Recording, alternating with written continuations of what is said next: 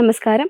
ദക്ഷിണേന്ത്യയിലെ ബി.ജെ.പിയുടെ പടയോട്ടത്തിൽ മറ്റൊരു സുപ്രധാന അധ്യായം കൂടി കുറിച്ചുകൊണ്ട് തെലങ്കാനയിലെ കരിനഗറിൽ കാവിപ്പടയുടെ വമ്പിച്ച മുന്നേറ്റം.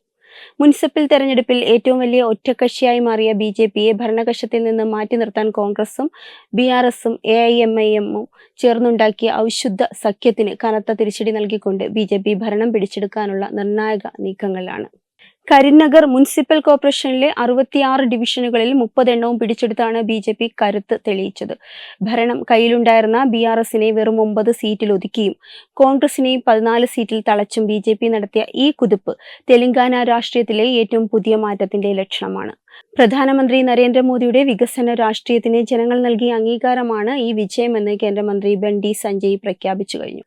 ഏറ്റവും വലിയ ഒറ്റക്കക്ഷിയായ ബി.ജെ.പിക്ക് അധികാരം നൽകാതിരിക്കാൻ കോൺഗ്രസും ബി.ആർ.എസും തമ്മിൽ രഹസ്യ ധാരണ ഉണ്ടാക്കിയതായാണ് ബ്രേക്കിംഗ് റിപ്പോർട്ടുകൾ. ഈ അവിശുദ്ധ സഖ്യത്തെക്കുറിച്ച് ഞെട്ടിക്കുന്ന വെളിപ്പെടുത്തലുകൾ ബണ്ടി സഞ്ജയ് തന്നെയാണ് പുറത്തുവിട്ടത്.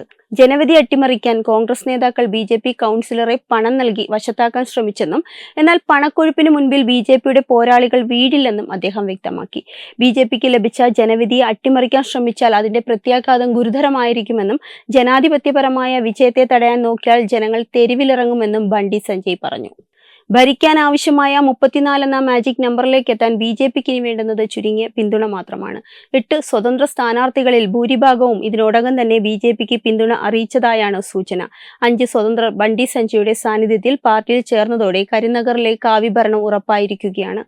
ഇന്ന് നടക്കുന്ന മേയർ തിരഞ്ഞെടുപ്പ് ഫലം പുറത്തു വരുന്നതോടെ കരിനഗർ കോർപ്പറേഷൻ ബി.ജെ.പിയുടെ കോട്ടയായി മാറും. തിരുവനന്തപുരം കോർപ്പറേഷനിൽ ബി.ജെ.പി നേടിയ വൻ വിജയം.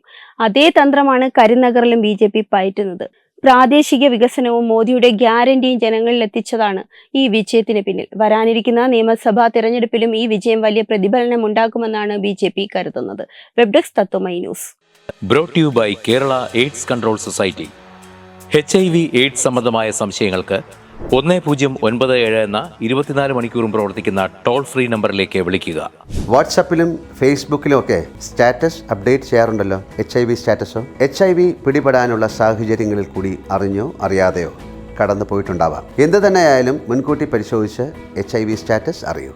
സൗജന്യ HIV പരിശോധനയും കൗൺസിലിങ്ങും ആരോഗ്യ കേന്ദ്രങ്ങളിൽ പ്രവർത്തിക്കുന്ന ICTC അഥവാ ജ്യോതിസ് കേന്ദ്രങ്ങളെ സമീപിക്കുക. നിങ്ങളുടെ സ്റ്റാറ്റസ് എന്തായാലും വിവരങ്ങൾ രഹസ്യമായി സൂക്ഷിക്കുന്നതായിരിക്കും.